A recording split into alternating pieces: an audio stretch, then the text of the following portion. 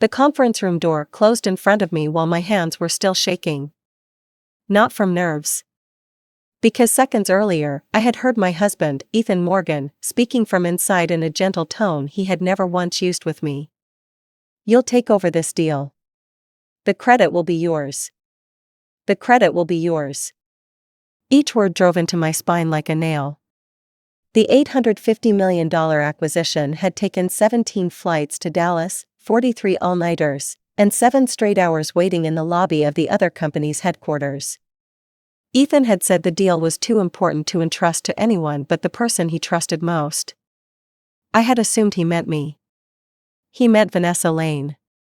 His 23-year-old executive assistant, 11 years younger than he was. The week before, I had seen her come out of Ethan's office with a different shade of lipstick than the one she had worn going in. Ethan told me I was imagining things. He said she was a promising young employee and that I should stop projecting ugly motives onto a girl barely out of college. I was imagining things. And now he was placing the deal I had nearly worked myself to death for directly into that girl's hands. The door had not shut all the way. Through the narrow opening, I watched Ethan pass her the project binder. When she took it, her fingertips lingered on the back of his hand for 1 second too long. He did not pull away. I stood in the hallway with my nails digging into my palms and felt no pain at all. My phone buzzed. It was a group message from the assistant to Richard Warren, chairman of Warren Properties, sent to everyone involved in the acquisition. "Final pre-signing meeting tomorrow at 2 p.m., 3rd floor executive conference room, Grand Meridian Hotel. Please ensure the designated project lead attends on time." The designated project lead. I stared at those words as a metallic taste rose in my throat. I did not push the door open. I knew exactly what would happen if I did. I would become the unreasonable wife. Ethan would say it was a routine staffing decision. He would say Vanessa was capable. He would say I was being too sensitive. Ethan always had a reasonable explanation. So I turned around and walked away. The hallway was long and covered in thick gray carpet. My heels made no sound. Just like my position in the company. I was the founder's wife. I had helped him build Meridian Holdings from a 3-person startup into a publicly traded company with more than 300 employees. Yet the corporate directory listed me as Vice President of Administration. A title hung on the wall like decoration. I had not been invited to a real strategy meeting in months. That night, Ethan did not come home until 11. He changed his shoes in the entryway, saw me sitting on the couch, and paused. "You're still awake?" "Tomorrow's meeting," I said, looking at him. Warren's office asked for the project lead. Ethan placed his keys on the console table with steady, deliberate movements. "I know. Vanessa is going. This is my deal." He turned to me with a look I knew too well. It was not the look of a man entering a discussion. It was the look of a man delivering a decision. "You're a vice president. You have plenty on your plate. This is a good opportunity for a younger employee to grow. Didn't you say at the annual meeting that we needed to give young talent a platform?" I had said that. He had taken my words and turned them into a bullet. "Vanessa has only been attached to this acquisition for 3 months, I said quietly. She has never negotiated an earnout or a performance covenant on her own. You know Richard Warren. He is not forgiving." Ethan crossed the room and sat beside me. There was a faint perfume on his jacket. It was not mine. "You're exhausted," he said. "What's wrong with taking a break?" Enough. He cut me off in a voice gentle enough to sound patronizing. "Go to bed. Stop overthinking everything." Then he stood and walked into the bedroom without even saying goodnight. I remained alone in the living room with the acquisition binder open across the coffee table.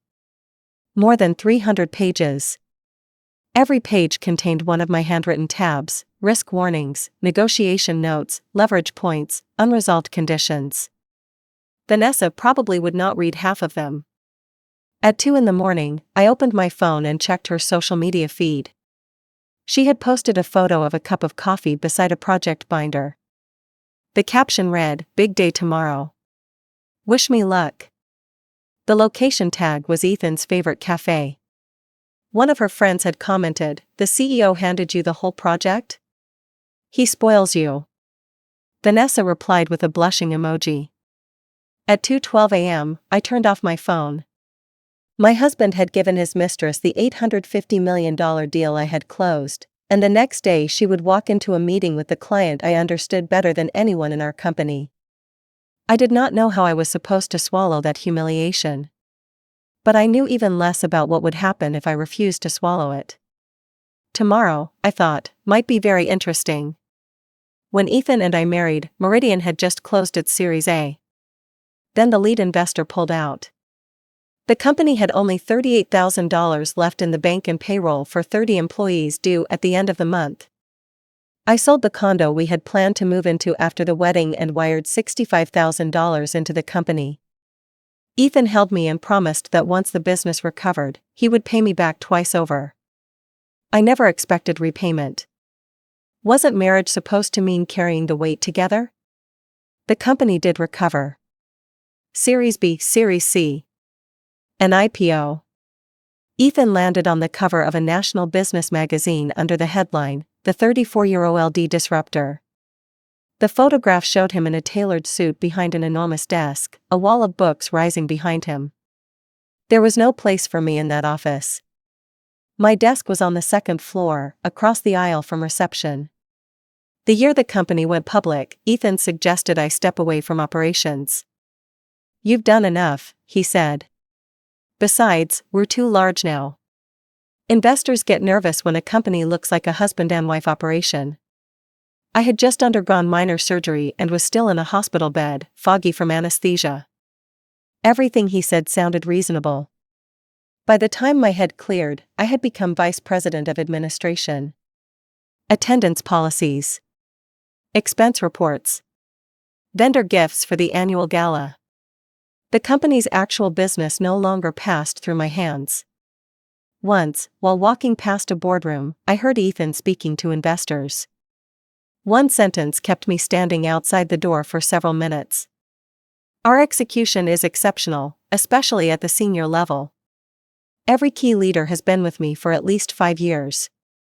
At least 5 years. I had been with him for 8. Yet on the map of his success, I did not exist. The previous month, our CFO resigned. Ethan personally interviewed the candidates. I reviewed the resumes and recommended a woman with 12 years of public company experience.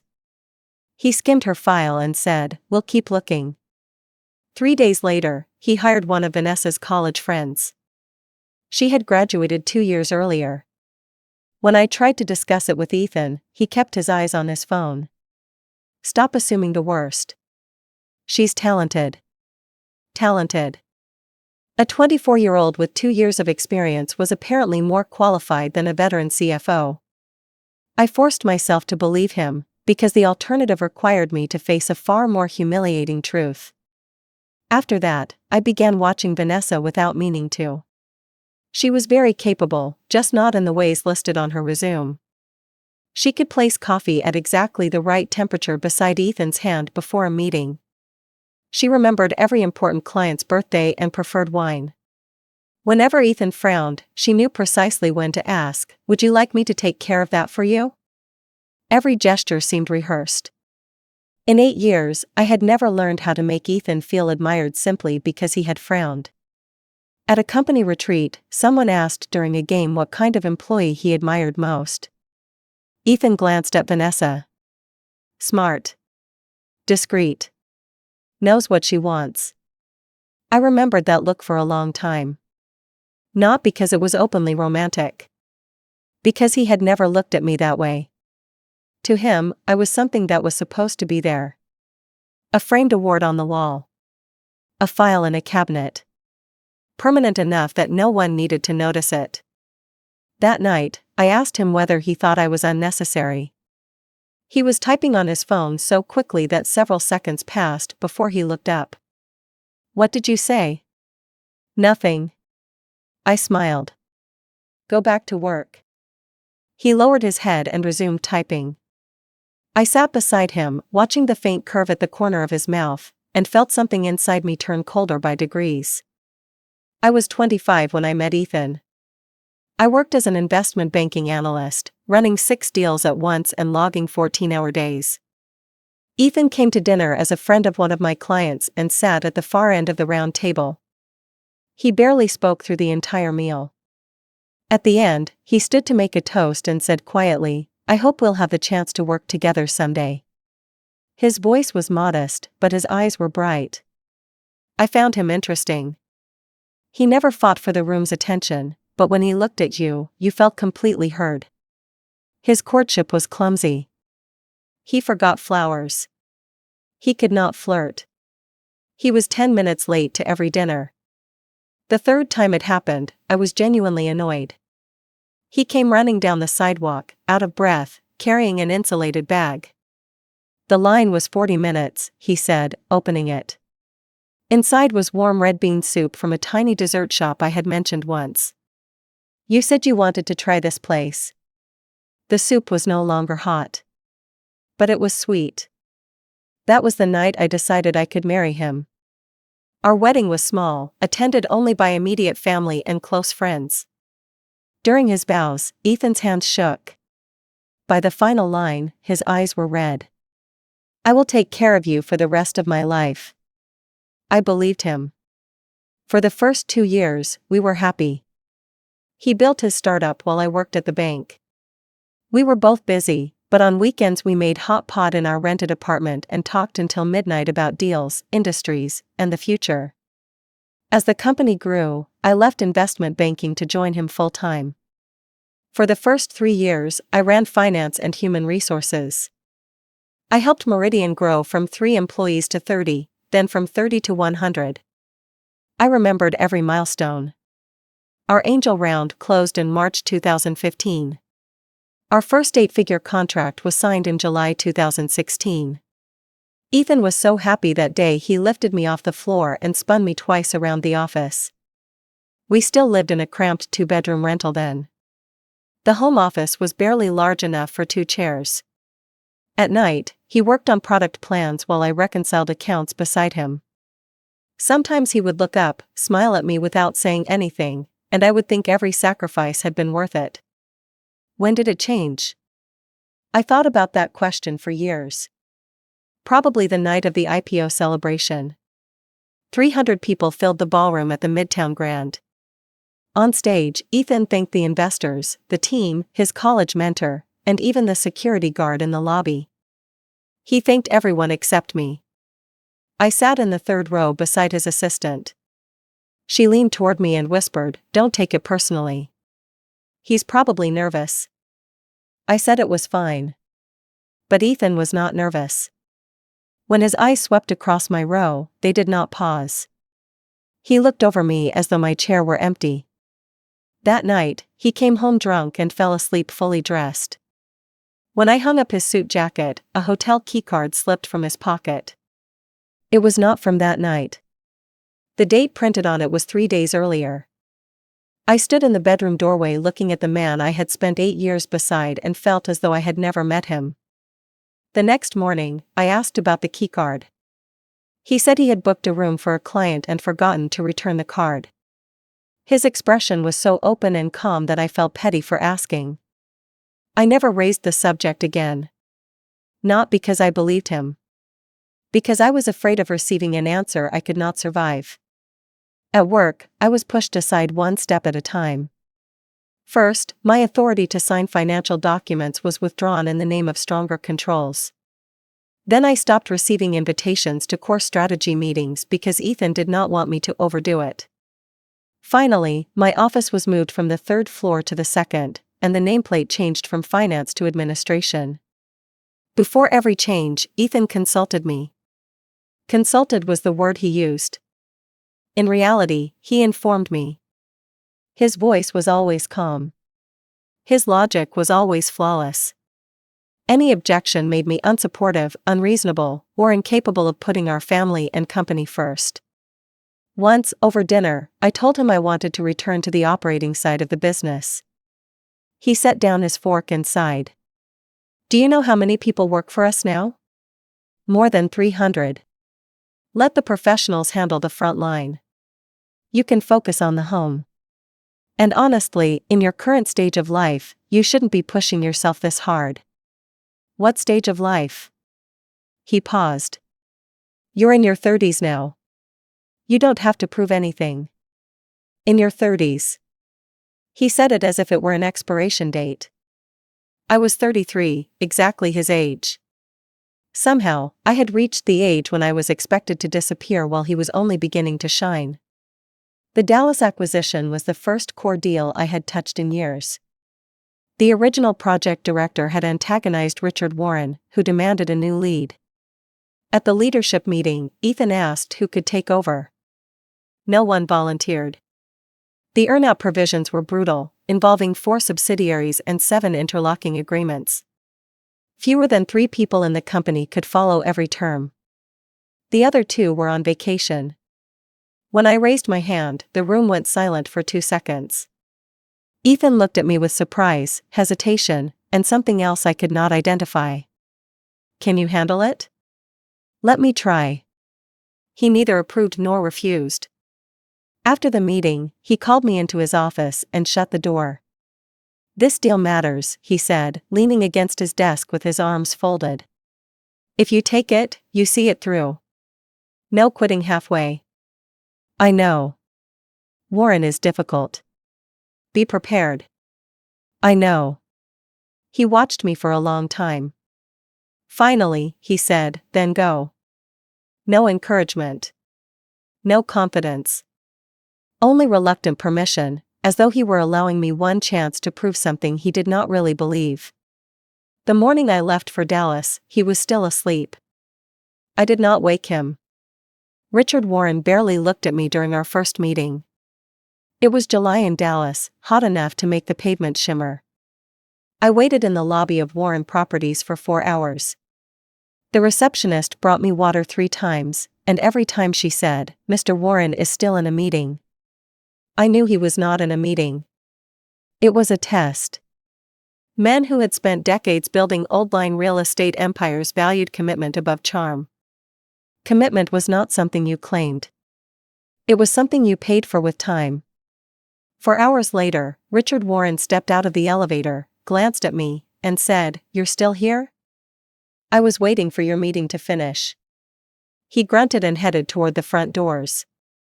I followed 3 paces behind. Without turning around, he asked, "Why did Ethan send a woman?" "Because I was the only person willing to wait 4 hours for you." He stopped. Then he turned and gave me his first serious look. The next 17 meetings were no easier. Warren liked to change subjects at the most intense point of a negotiation to test whether you understood the entire structure of the deal. At dinner, he would ask what sounded like casual questions that were actually designed to expose your limits. His legal team was notoriously aggressive. The 7 interlocking agreements contained at least 3 hidden traps. Miss one, and it would cost millions. I slept 4 hours a night. Negotiations during the day. Revised models at night. Data review after midnight. On my 3rd trip to Dallas, I developed a fever of 102.6 degrees. My associate panicked and offered to reschedule. I took fever medication, put on makeup, and arrived at the conference room on time. The negotiation lasted 6 hours. By the end, my blouse was soaked through. I could not tell whether it was from the fever or exhaustion. After Richard signed the letter of intent, he looked up at me. "Ethan married well," he said, setting down his pen. "I'm signing this because of you." It was the first real acknowledgement I had received in 3 months. On the flight home, I leaned against the window and watched the city shrink beneath the clouds. I remembered Ethan's most recent comment about the deal. Warren finally moved. "You did a decent job." A decent job. That was all he gave me. Then he changed the subject and asked whether I planned to attend dinner at his mother's house that weekend. Apparently, an $850 million transaction merited one passing compliment. At the time, I did not think anything was wrong. I believed he trusted me so completely that my success seemed natural to him. Then I watched him hand the file to Vanessa. And I understood. It was not trust. He believed anyone could have done what I did. 3 months, 17 trips, negotiations through a fever, none of it had meaning to him beyond a binder he could pass across a desk. Vanessa received the finished result without paying any of the cost.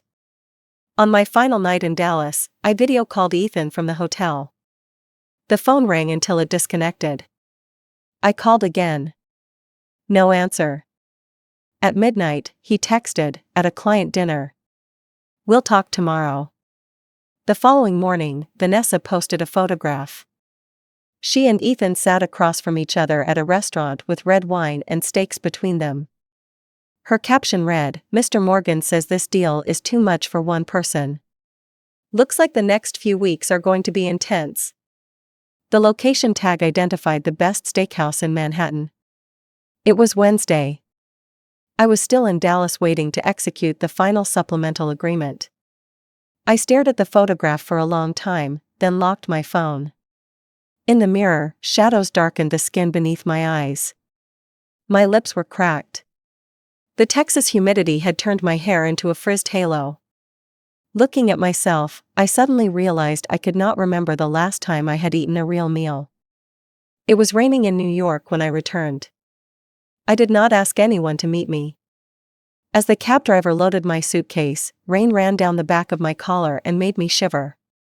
My phone rang. "Ethan.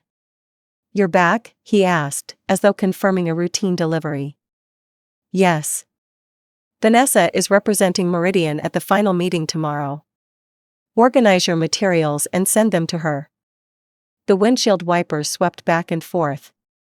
I watched them while something tightened in my throat. "Ethan, this deal." "The decision has been made," he interrupted. "You worked hard. Take a few days off." The call ended. I stared at the words "call ended" on the screen. He had not even possessed the patience to let me finish one sentence. The driver glanced at me in the rearview mirror and politely said nothing. At home, I left my suitcase in the entryway and went directly to the study. The acquisition documents filled 2 entire filing cabinets. Every contract, valuation report, and risk memorandum had been categorized with colored tabs. Red for exposure. Yellow for open items. Blue for Warren's core demands. Every note was in my handwriting. I crouched in front of the cabinets and sorted page after page. As my fingers passed over the tabs, it felt as though I were inventorying my own sacrifices, assigning weight to something no one else intended to value. At 2 a.m, I packed everything into a reinforced archive box and sealed it. On the side, I wrote, 7 material risk items. See red tabs. My handwriting was careful and straight. As if neatness could prove I had mattered. The next morning, Ethan knocked once on the bedroom door before leaving. "Don't forget to send Vanessa the materials." He was gone before I could answer. I sat on the edge of the bed, looking at the archive box, and made a foolish choice. I did not send the electronic files. I carried the entire box to the office and placed it on Vanessa's desk. It was heavy enough that the cardboard edge cut my wrist, leaving a thin line of blood. Vanessa was drinking coffee. Her eyes brightened when she saw the box. "Thank you so much," she said cheerfully, as if I had delivered takeout. "Mr. Morgan said you were exhausted, so I'll take it from here." She did not stand.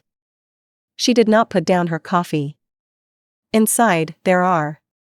"I'll look through everything," she said, already turning back to her monitor. "Is there anything special I should know about Mr. Warren?" I studied her polished, 23-year-old face. Her eyes were bright, but there was no real question in them. She was not asking for guidance. She was completing a formality. "The red tabs identify the risks," I said. "Read them carefully." "Of course. Thanks, Claire." Claire. She said my name with the false warmth people use when they want to sound respectful without feeling respect. I left her office. Someone greeted me in the hallway.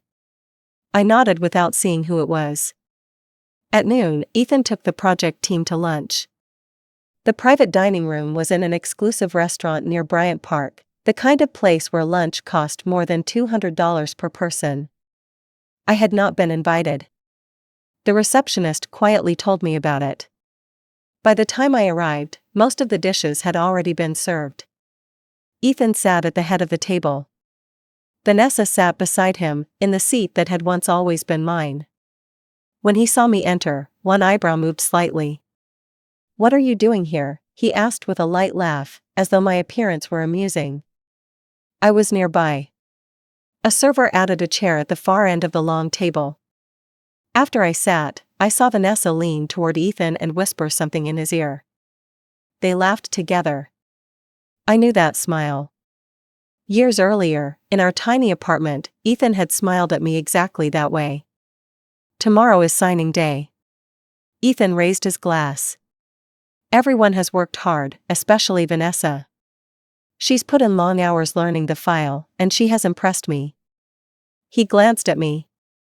The glance was so quick that only I would have noticed it. He was waiting for my reaction. I said nothing. I lifted a piece of fish to my mouth and chewed for a long time. I could not taste it. Halfway through lunch, Ethan's phone rang. He checked the caller ID, and his expression shifted. The change was tiny, the smile faded, and his brows drew together by half an inch. Only someone who had lived beside him for 8 years would have noticed.